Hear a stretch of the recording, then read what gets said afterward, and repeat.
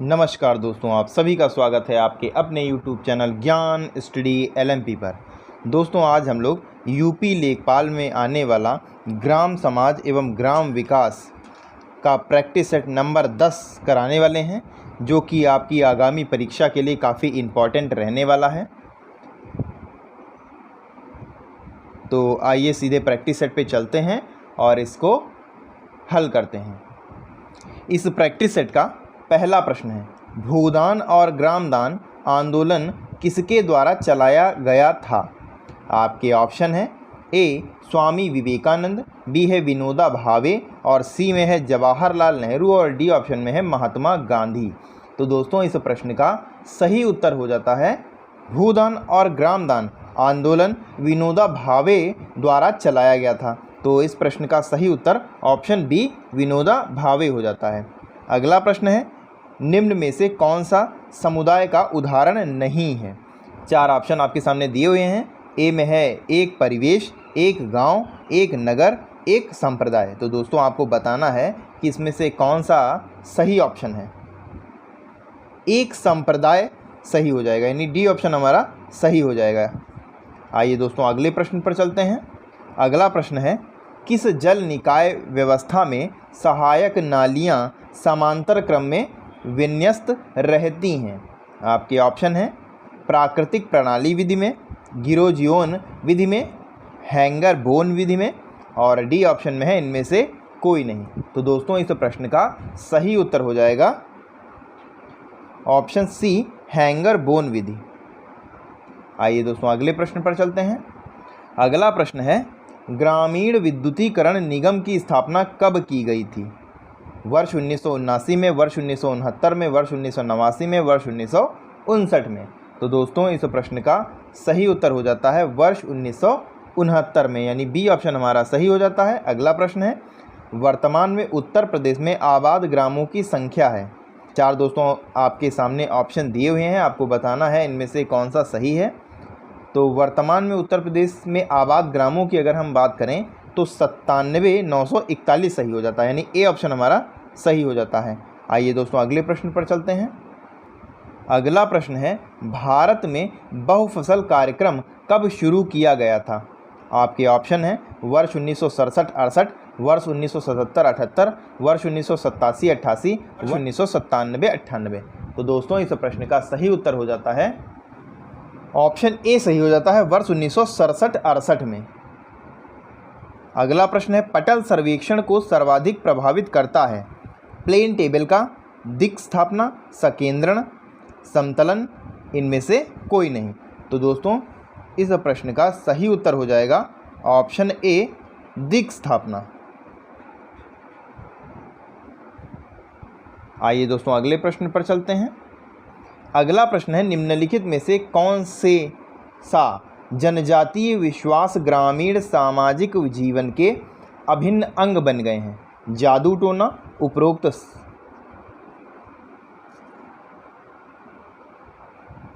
जादू टोना, पशुओं व पक्षियों की पूजा, अंधविश्वास या उपरोक्त सभी? दोस्तों, बी ऑप्शन में उपरोक्त सभी लिख गया है, ये डी ऑप्शन में होना चाहिए था, लेकिन चलिए जो दिया है इसमें से ही आप बताइए कौन सा उत्तर सही हो जाता है। तो इस प्रश्न का सही उत्तर हो जाएगा दोस्तों, ग्रामीण समाज में जो सामाजिक जीवन का अभिन्न अंग है वह जादू टोना भी सही है, पशुओं व वृक्षों की पूजा भी सही है, अंधविश्वास भी सही है। तो इस प्रश्न का सही जवाब हो जाएगा ऑप्शन डी उपरोक्त सभी। अगला प्रश्न है, निम्न में से कौन धार्मिक पेशेवर नेता की श्रेणी में आता है? पुजारी, महंत, पुरोहित, उपरोक्त सभी? तो दोस्तों, अगर धार्मिक पेशेवर नेता की श्रेणी की अगर हम बात करें तो पुजारी भी उसमें आता है, महंत भी आता है, पुरोहित भी आता है। तो इस प्रश्न का सही उत्तर हो जाएगा ऑप्शन डी उपरोक्त सभी। आइए दोस्तों, अगले प्रश्न पर चलते हैं। दोस्तों, अगला प्रश्न है, भारत की औसत फसल गहनता लगभग कितनी है? 110%, 135%, 142%, 185%? तो दोस्तों, इस प्रश्न का सही उत्तर है भारत की औसत फसल गहनता 142% मानी गई है, यानी सी ऑप्शन हमारा सही हो जाता है। अगला प्रश्न है, ग्रामीण परिवेश में कच्चे मकान पर बने चांद, सूरज व पक्षियों लोक नृत्य का गीत क्या दर्शाते हैं? ग्रामीण संस्कृति, ग्रामीण विचारधारा, ग्रामीण राजनीति, ग्रामीण धर्म। तो दोस्तों इस प्रश्न का सही उत्तर हो जाएगा ग्रामीण संस्कृति, यानी ए ऑप्शन हमारा सही हो जाता है। आइए दोस्तों अगले प्रश्न पर चलते हैं। दोस्तों अगला प्रश्न है, सामाजिक संबंधों के लिए एक अनिवार्य दशा है। दोस्तों आपके ऑप्शन हैं ए भ्रातृत्व, समीपता, जागरूकता, स्थायी संबंध। तो दोस्तों इस प्रश्न का सही उत्तर हो जाता है जागरूकता, यानी सी ऑप्शन हमारा सही हो जाता है। अगला प्रश्न है, निम्न में से आप समुदाय किसे कहेंगे? वर्ग, जाति, ग्राम, पड़ोस। तो दोस्तों इस प्रश्न का सही उत्तर हो जाएगा ग्राम, सी ऑप्शन हमारा सही हो जाता है। आइए दोस्तों अगले प्रश्न पर चलते हैं। दोस्तों अगला प्रश्न है, द्रोणी विधि द्वारा किस फसल की सिंचाई की जाती है? गेहूं, चना, धान, आम। तो दोस्तों द्रोणी विधि द्वारा आम की सिंचाई की जाती है, तो डी ऑप्शन हमारा सही हो जाता है। अगला प्रश्न है, पंप एवं उसे चलाने वाले यंत्र को संयुक्त रूप से कहा जाता है? इंजन, पंपिंग सेट, मोटर, इनमें से कोई नहीं। तो दोस्तों पंप एवं उसे चलाने वाले यंत्र को संयुक्त रूप से पंपिंग सेट कहा जाता है, तो बी ऑप्शन हमारा सही हो जाता है। आइए दोस्तों अगले प्रश्न पर चलते हैं। अगला प्रश्न है, किसने धर्म को पावन सैक्रेड तथा अपावन प्रोफेन, जादू आदि में विभाजित किया है? Edward Tylor, Karl Marx, Emile Durkheim, PV Kane. तो दोस्तों इस प्रश्न का सही उत्तर हो जाएगा इमाइल दुर्खिम, यानी सी ऑप्शन हमारा सही हो जाता है। अगला प्रश्न है, ज्ञानेश्वर मिश्र ग्राम योजना के अंतर्गत कौन सा कार्य हुआ है? रोड व नाली निर्माण, पेयजल व्यवस्था, प्रकाश व्यवस्था, उपयुक्त सभी।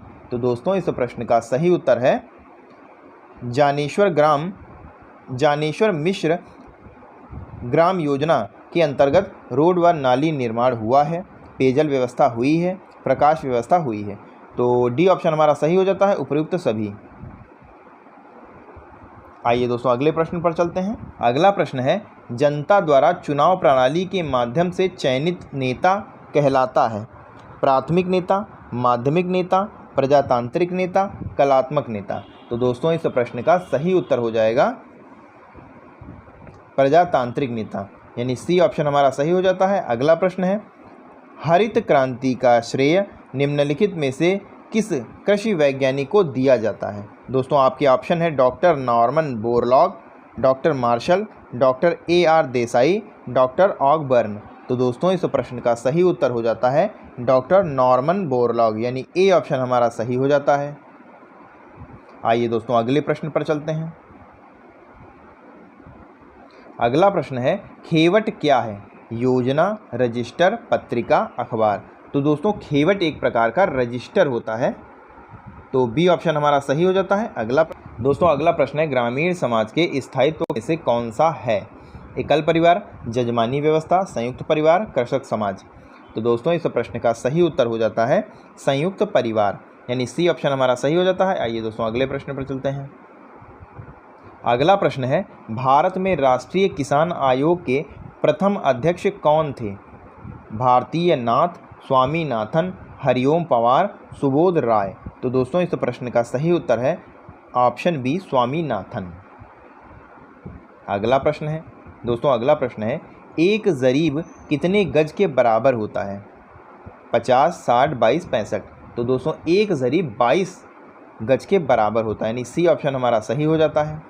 आइए दोस्तों अगले प्रश्न पर चलते हैं। प्रश्न है, सामाजिक अंतःक्रिया के लिए सदस्यों में महत्वपूर्ण क्या है?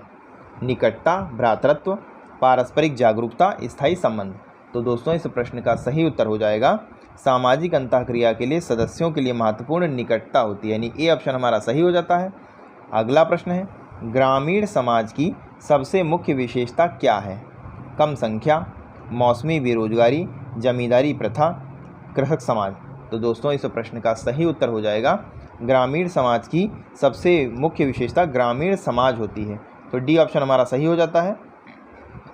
ये दोस्तों 25वां प्रश्न था और इस प्रैक्टिस सेट का अंतिम प्रश्न था। तो दोस्तों अब आपको बताना है कि इन 25 प्रश्नों में आपके कितने प्रश्न सही हुए और आज की क्लास कैसी लगी। और अगर किसी भी प्रश्न में आपको कोई भी डाउट हो तो आप कमेंट सेक्शन में आके पूछ सकते हैं, आपको आपके प्रश्न का उत्तर अवश्य दिया जाएगा। और दोस्तों अगर आप चैनल पर पहली बार आए हैं तो चैनल को सब्सक्राइब कर लें, साथ ही साथ बेल आइकन को अंडर प्रेस कर लें जिससे अगली क्लास की जानकारी आपको मिल सके। मिलते हैं अगली क्लास में, तब तक के लिए नमस्कार। जय हिंद, जय भारत।